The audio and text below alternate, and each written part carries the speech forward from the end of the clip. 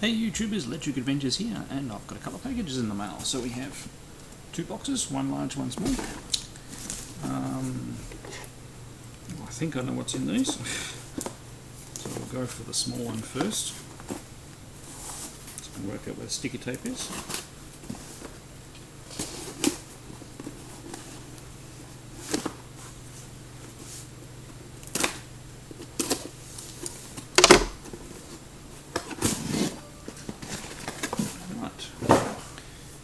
Some PlayStation 2 games. So it's a series of games I haven't played before.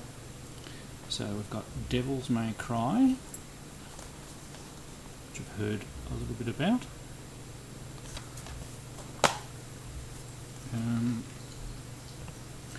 got these on eBay, so in both manual and disc. And pretty good condition disc too, so that's good. Obviously a pre-owned title from somewhere, but not too bad. From the same seller, I also got Devil May Cry 2. So looking forward to be a good series to play, I reckon. And this is a dual disc one, so with the manual on both discs. They're DVDs as well, so it must be a pretty big game. Just having a look at the discs are near perfect as well, so that's really good. Ooh, these are basically $5 each. And another one, Crash Nitro Kart. Be a good fun game. I reckon the kids will like this one. And no manual with this one. There's the disc. Not that fussed on sort of titles, but you know, there were just a couple of things that were cheap, so I thought I'd pick them up and get a couple more games to play on the PS2 and start a new series there. Might have a little go at showing them in the play section. Okay, now onto the big box, which I think I know what it is, although if it's that particular thing that hasn't been marked as posted on eBay. Okay. A little bit of snow there. And I do know this came from, I think, it's either northern New South Wales or a bit of Queensland, and they've had flooding lately, so. Okay. Now we have an Atari 8-bit cartridge. It's not a game, but it's a one called Atari Artist. So, good old left cartridge. So I've never actually seen a paint package on the Atari 8-bit, so that'll be really good.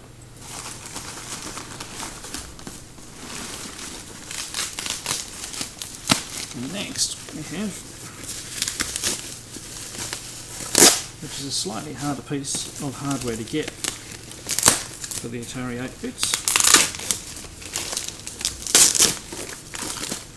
and the sale did not mention anything about cables, so I'm probably not going to be able to get these working straight away, but just to get the actual units, and then we can take it from there.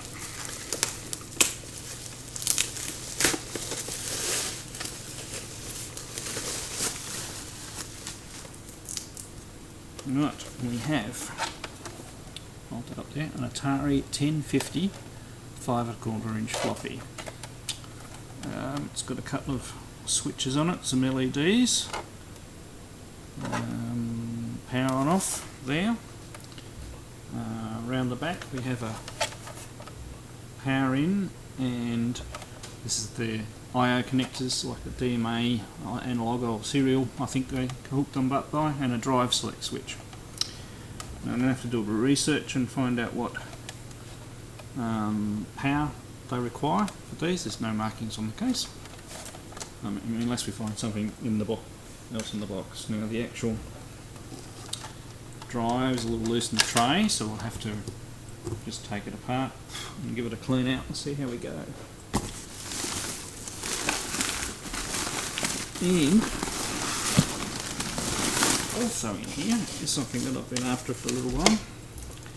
And I said these items weren't very expensive.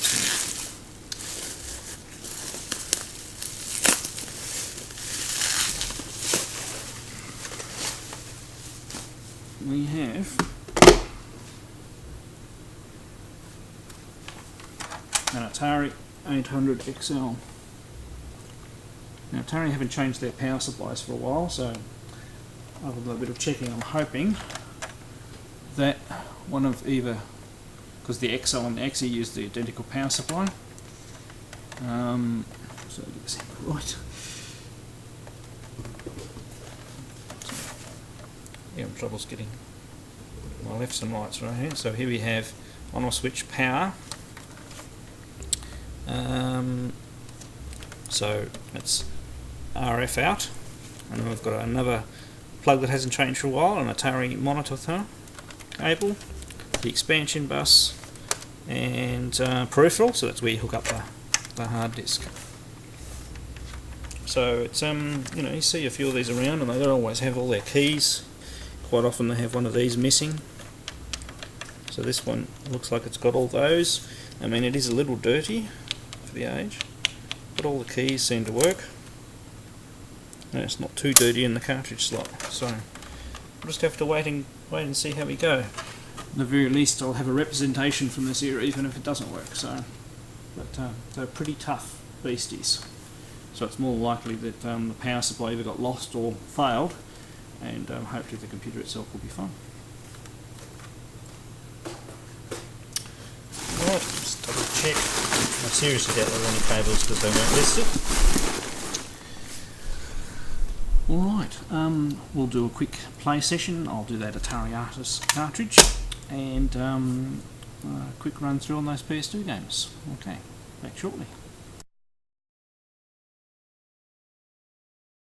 Right, I've got the Atari 800 XL plugged in with the XE Systems power supply. I've also tried it with the other power supply I've got.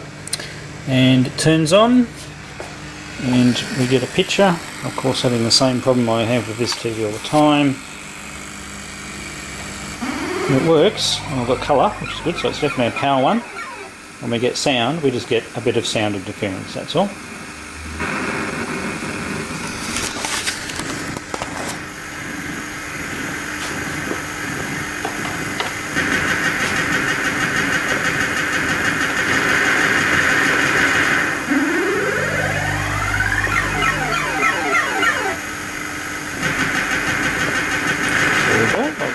Managed to get 13800 XL for very little money.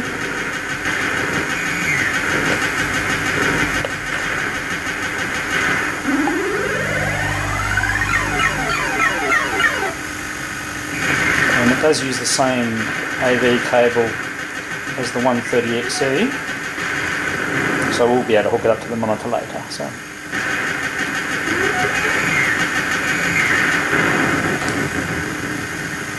Doesn't mean I'll get any better at Robotrons. Okay, back on this camera. I've decided not to do play footage of Devil May Cry and Crash, mainly because if you notice in the background, my daughter is playing Good vs Evil, and has told me not to interrupt her game. So anyway, I've been playing with the 1040 drive, so I took it apart. I should have taken a video of the inside so you can have a look, and just resetted the drive. It just come undone. It all looks in pretty good nick inside. Reset its power supply. I can actually use the power supply from the Atari 400 over there, although it's a US one, so I'll have to use a step down when I use this. But no point too much playing around with it at the moment, because I still need a standard peripheral plug for there, so I'm going to have to order one of those from somewhere. And I've already found a 2.5 boot disc and manual for this. They're quite cheap, so I'll order that once I track down where I can get the cable from, because you never know, I might be able to get it from the same place. So it's obviously been modded a fair bit, so we'll have to wait and see. So we'll put that down as a work in progress of getting that one working. And thank you for watching this video, and catch you next time.